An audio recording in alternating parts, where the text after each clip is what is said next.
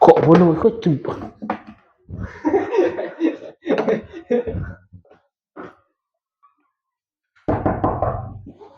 Assalamualaikum. Waalaikumsalam. Masuk. Duduk nak.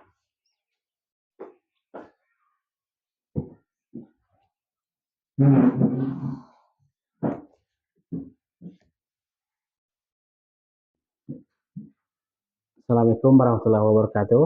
Waalaikumsalam. Baiklah, sebelumnya Ananda Sasa Kurata Ayunin, Bapak panggil ke sini, udah tahu keperluannya? Belum. Belum. Nah, oke. Sebelum ini Sasa pernah enggak mendengar kata bimbingan konseling? Pernah. Pernah. Apa itu bimbingan konseling? Nggak tahu. Nggak tahu.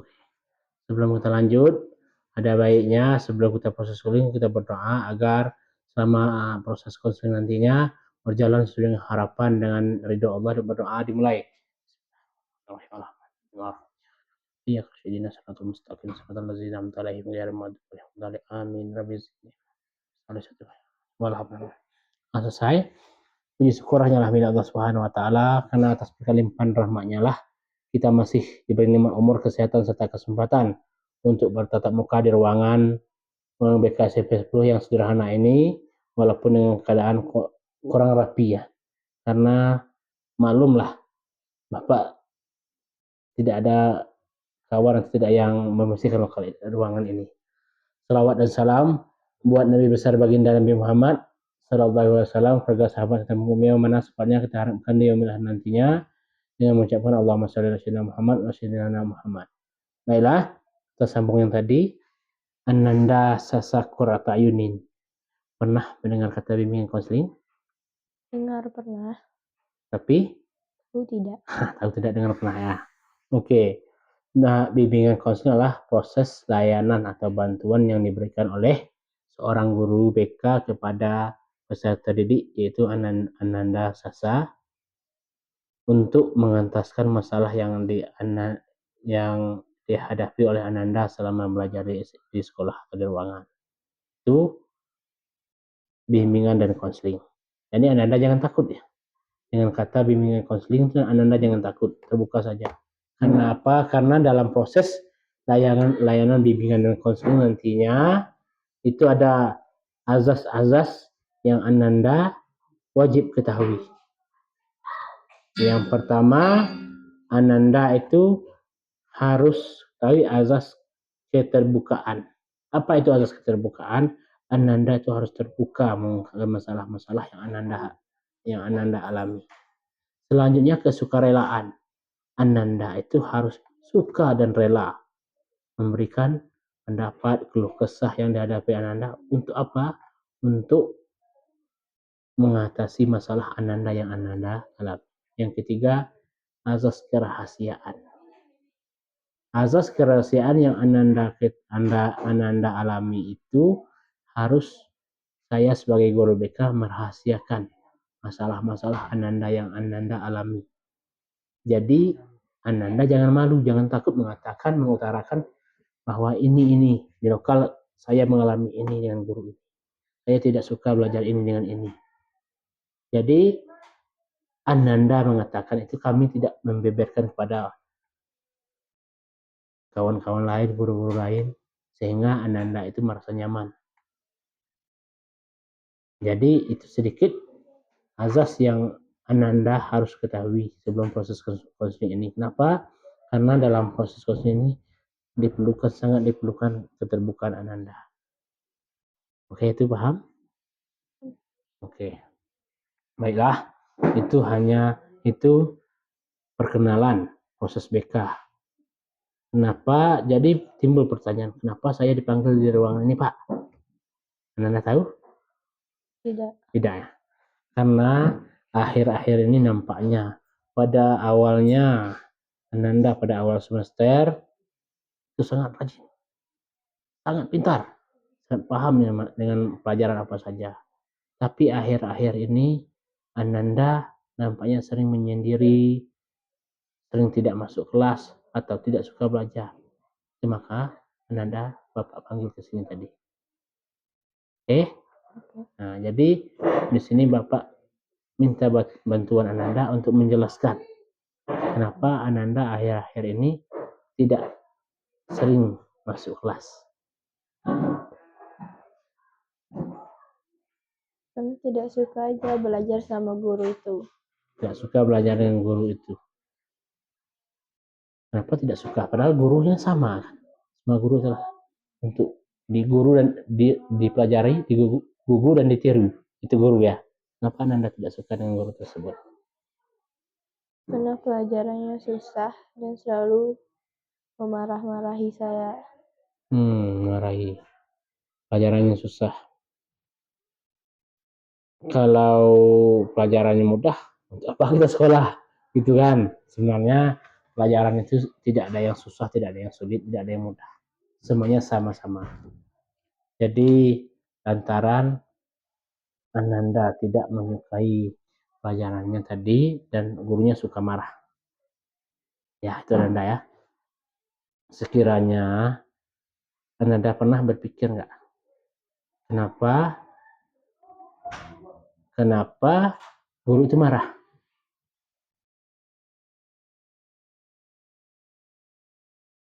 Pernah Ananda merasa kenapa guru itu sering marah?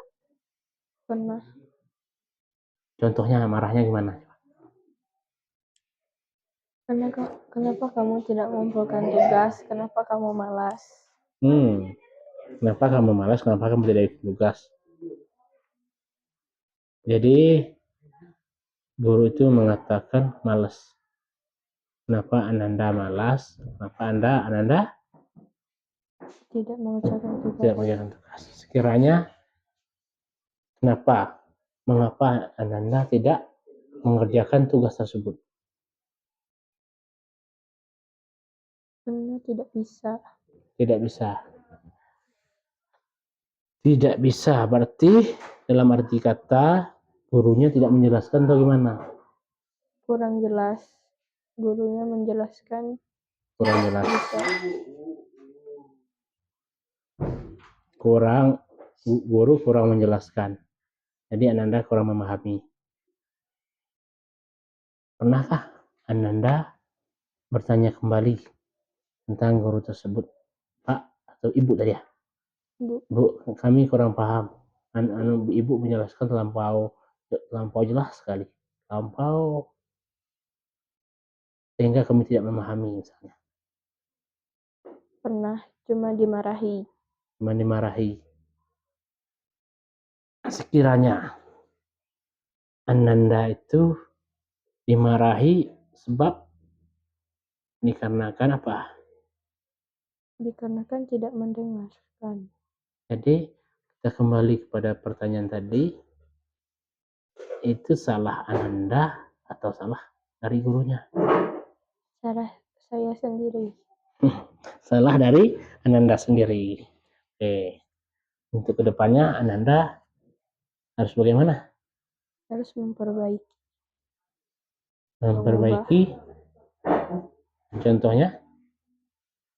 Membuat tugas dan mendengarkan dengan jelas.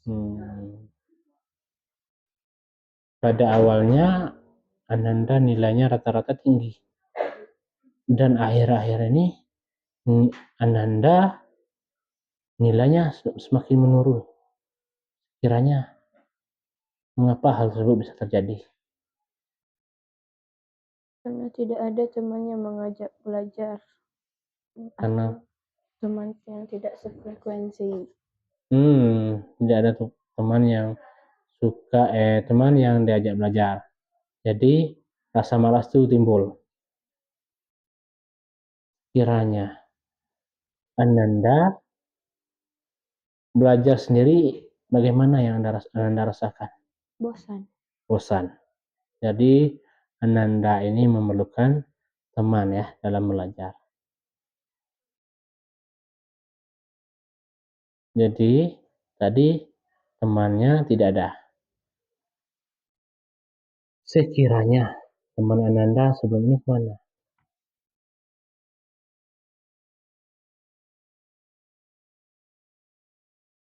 Tidak, emang nggak ada teman. Nah, nggak ada teman. Jadi untuk belajarnya Ananda harus mempunyai teman. Itu maksudnya. Harus ada yang menemani. Ya, Seandainya yang menemani itu orang tua dari Ananda bagaimana? orang tua juga tidak peduli. Oh gitu. Orang tua tidak peduli, teman tidak ada. Kakak atau adik Ananda Sekolah jauh. sekolah jauh. Jadi bisa diambil kesimpulan Ananda belajar matematika yang sulit tadi ya. Yang pelajaran sulit itu memerlukan teman atau support atau semangat dari orang terdekat. Lantaran teman Ananda tidak ada, orang tua sibuk segala macamnya. Jadi sehingga Ananda kurang bisa fokus untuk belajar. Untuk mengatasi hal kebosanan tersebut, sekiranya Ananda harus bagaimana? Mempunyai teman. Mempunyai teman bergaul. Kalau seandai, kalau boleh berandai, teman Ananda itu menjauhi Ananda, apakah masih bisa fokus? Tidak. Andai kata teman Ananda banyak, ya 1, 2, 3, 4, 5 orang bersama dengan Ananda dalam mengerjakan tugas, sementara mereka itu ribut tidak mengerjakan tugas, apakah Ananda bisa? Tidak. Jadi yang diperlukan Ananda untuk belajarlah teman sama-sama. Sama-sama suka belajar. Oke, itu sulit ya. Sulit mempunyai teman yang seperti itu. Ada, sungguh pun ada, bisa katakan beberapa orang. Jadi Ananda berusaha keras lah. Jangan memilih teman. Semua teman itu sama. Hanya saja diperlukan saling support menyupport. Ananda bersemangat untuk teman Ananda dan teman Ananda bersemangat untuk Ananda sehingga bisa untuk giat belajar. Kiranya Ananda bisa akan berusaha mencari teman yang seperti itu. Insya Allah. Kalau bisa, oke. Kenapa Bapak katakan seperti demikian? Karena semua pada hakikatnya manusia itu sama. Manusia itu tidak ada beda. Hanya saja kepedulian yang Ananda katakan tadi, orang tua kurang support. Bukan orang tua kurang support ya. Orang tua sangat mensupport anak-anaknya untuk belajar. Hanya saja mereka itu tidak punya waktu luang. Jadi Ananda harus pintar-pintar, pandai-pandai mencari waktu bersama dengan orang tua. Kenapa? Karena mayoritas di daerah-daerah kita adalah petani. Orang tua pergi pagi, pulang sore, malam tidur, kecapean. Jadi tidak ada waktu untuk bersama keluarga. Jadi Ananda harus pandai mencari kesempatan atau peluang untuk berbicara dengan mereka. Sekiranya kapan? Kalau boleh tahu menurut Ananda kapan Ananda bisa bersama dengan orang tua? Orang tua libur bekerja. Saat orang tua libur bekerja, ada lagi yang lain? Berarti Ananda menganggap jam keluarga itu dibagi waktu jam orang tua libur bekerja. Di situ Ananda bisa bersama dengan keluarga ya. Ini Bapak hanya bisa menyarankan sedikit. Menyarankan dan itu tergantung pada Ananda ya. Pernahkah Ananda mengalami atau mencoba hal demikian ya?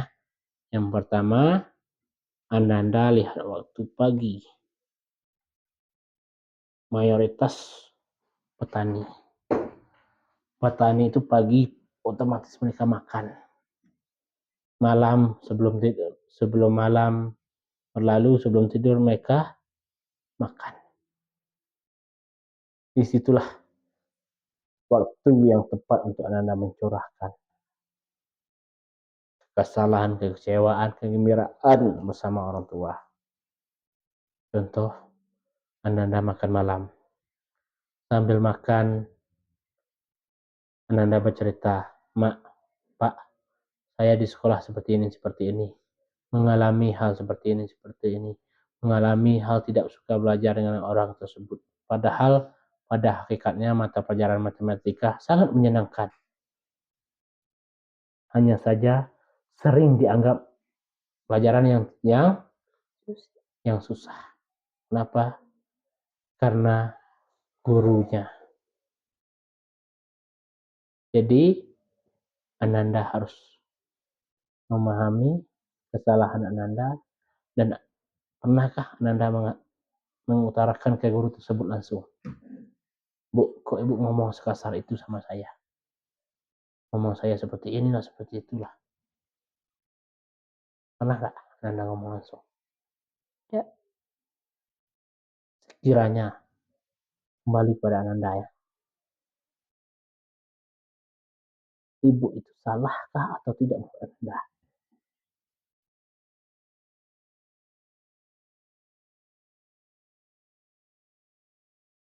Jangan ragu, Ananda ceritakan. Ini real terjadi pada diri Ananda. Pelajaran matematika Ananda tidak menyukai dengan belajar matematika tersebut tadi. Karena gurunya yang sering marah. Jangan malu mengutarakan. Kenapa guru tersebut marah? Karena emang gurunya benci. Gurunya benci terhadap Ananda. Itu. Berarti Ananda dibanding-bandingkan dengan lokal yang lain. Sering gitu.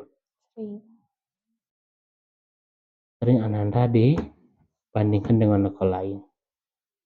Apa yang Ananda rasakan dibandingkan seperti itu? Kesal. Apalagi? Sakit hati dan Sakit hati. omongan. Kesal, sakit hati. Lagi? Pengen marah. Pengen marah. Pengen marah balik pada guru tersebut. Oke. Yang tadi, dalam proses ini, Ananda jangan ragu mengutarakan sama Bapak. Rahasia tetap insya Allah dijaga dengan rapi. Bisakah Ananda ceritakan lebih detail tentang pelajaran dan gurunya sehingga Ananda tidak senang berdialog itu disebabkan oleh ini? Disebabkan oleh muridnya juga begitu. Muridnya Juga sama saja. contohnya? Nakal, Mm-mm. ribut. Mm-mm.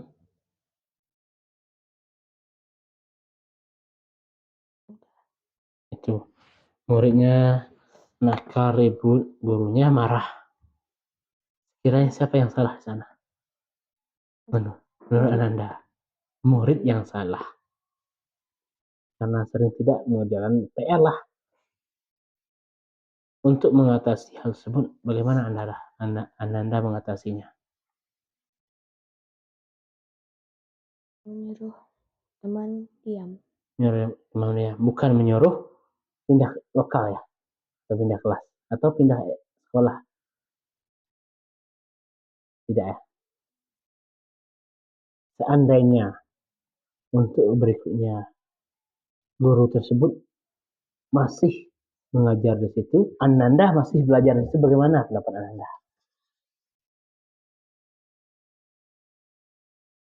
Ungkaplah kekesalan itu, jangan Ananda tahan. Bapak paham dengan posisi Ananda.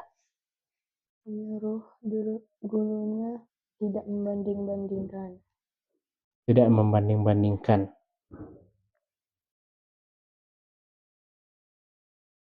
Memang sakit ya. Kalau dibanding-bandingkan itu memang sakit. Kenapa?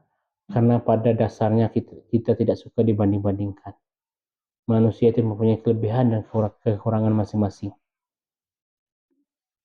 Anda merasa kesal, kecewa, bisa jadi. Tapi pernahkah Ananda berpikir kembali, kenapa ibu ini marah? Bisa jadi disebabkan oleh Ananda atau anggota-anggota lainnya. Dan bisa jadi guru ini kena juga manusia. Bisa jadi guru ini ada permasalahan di rumah, dibawa di sekolah. Dan kalian memancing guru tersebut marah, maka guru tersebut marah kembali.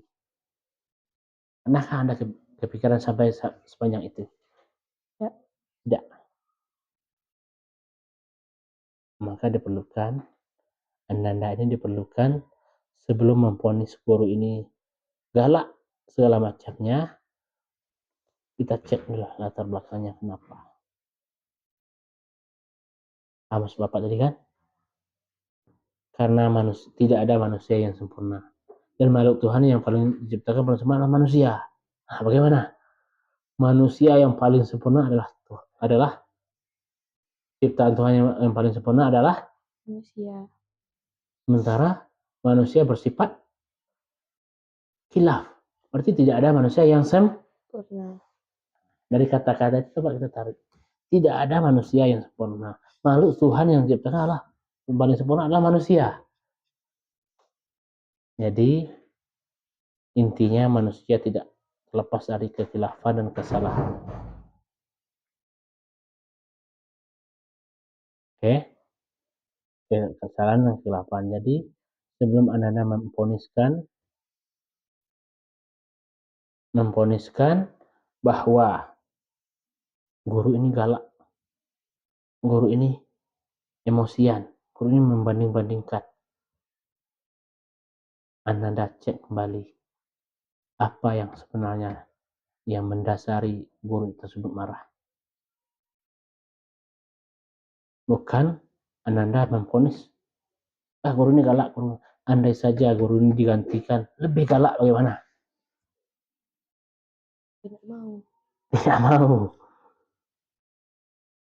Andai saja guru tidak masuk, guru ganti tidak masuk, bagaimana? Lebih baik guru yang lama. Gitu. Nah, ini kita alihkan. Andaikan Ananda dipindahkan dari lokal sebelah, sementara lokal sebelah ini ibu itu masih ngajar, Ananda dipindahkan lokal sebelah. Sementara yang ngajarnya ini lebih galak, bagaimana? Lebih baik kelas yang lama. Lebih baik yang kelas lama. Oke. Kita ambil contoh yang berikut. Ananda dipindahkan ke sekolah lain.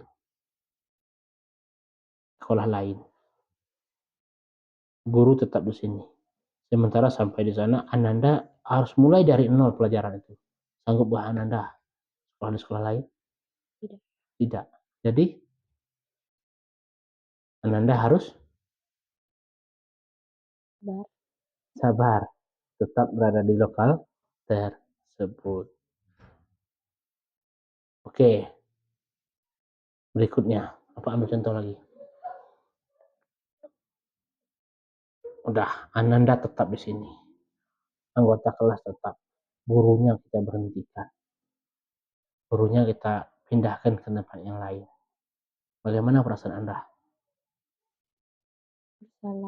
Bersalah. Merasa bersalah. Kita pikir, guru tersebut berandai-andai ya, mata pencahariannya hanya di sini. Dia mengalami frustasi di rumah, maka waktu belajar dengan kelas Ananda marah-marah, emosian, membandingkan. Setelah itu gurunya kita pindahkan, Ananda tetap di sini. Kita pindahkan, tidak ada tempat bekerja. Bagaimanakah seorang guru itu hidup? Bahkan Ananda tidak merasa bersalah? Ya. Bersalah.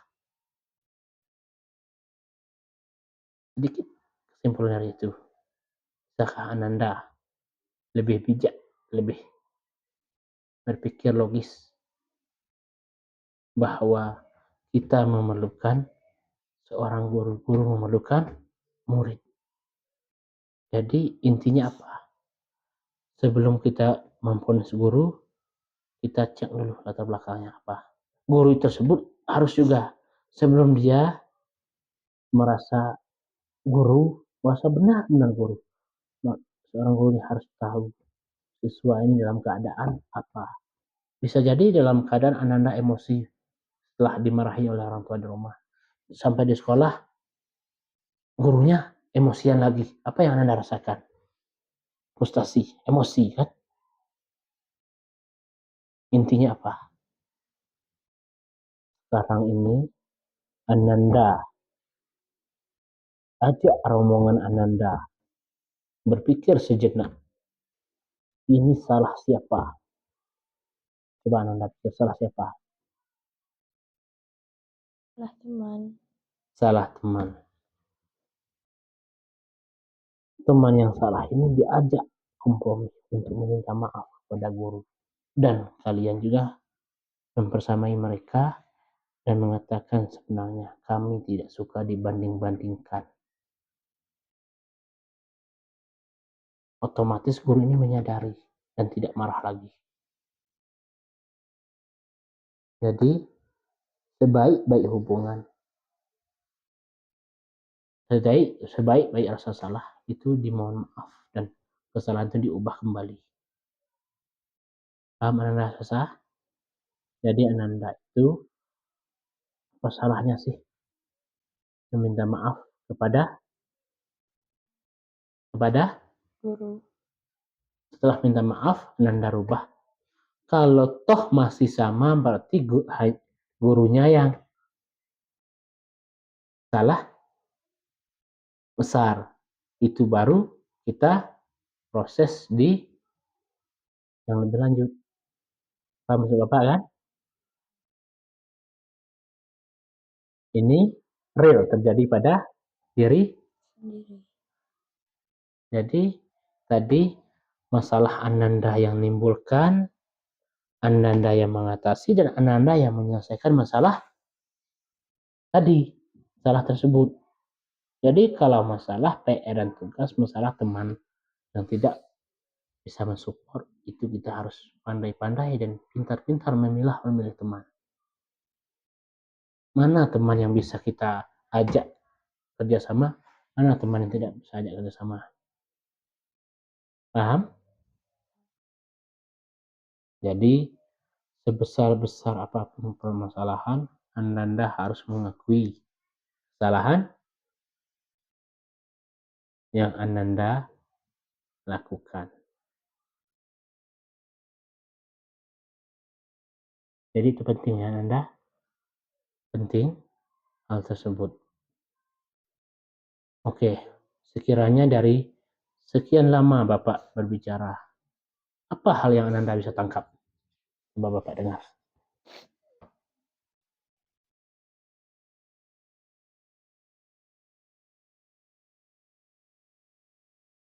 Maka Ananda ceritakan.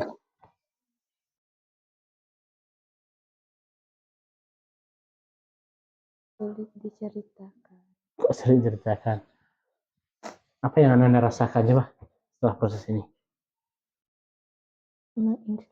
Introspeksi diri. Introspeksi diri. Jadi introspeksi diri. Selanjutnya Menyadari kesalahan. menyadari kesalahan. Selanjutnya Mengungkapkan keluh kesah. Berikut meminta maaf kepada guru. Oke. Sekiranya dari hal tersebut bisa Ananda jalankan. Insya Allah bisa. Baru Ananda yang semoga Ananda bisa lebih semangat belajar ke depannya dan Ananda bisa merubah nilai tersebut dari yang tinggi menurun dan bisa naik lagi. Jadi paham maksud Bapak ya? Insya Allah setelah proses ini Setelah proses ini, Ananda bisa lebih lega, lebih fresh untuk belajar matematika dengan ibu tersebut. Besar harapan Bapak pada Ananda untuk institusi sendiri menyadari dan memohon maaf kepada tersebut. Oke? Bapak tidak menyalahkan Ananda, tidak menyalahkan guru tersebut, hanya menyatukan persepsi Ananda dengan ibu tersebut. Kapan Ananda akan melaksanakan tersebut? Saat guru mengajar. Oke, terima kasih. Semoga Ananda semakin hari semakin membaik. Itu prosesnya ya. Mohon maaf apabila Bapak banyak bicara, banyak perkataan yang tidak berkesan di hati. Bapak dimohon memaafkan. Terima kasih banyak atas kesediaan waktunya. Untuk lain kali apabila Ananda mengalami peristiwa apa saja, pintu selalu terbuka untuk Ananda masuk ke ruangan ini. Ceritakan keluh kesahnya. Jangan malu-malu. Insya Allah rahasia Ananda dijaga dengan baik. Banyak maaf. Bapak tutup dengan wassalamualaikum warahmatullahi wabarakatuh. Nah, silakan Ananda masuk kelas kembali ya. Sah.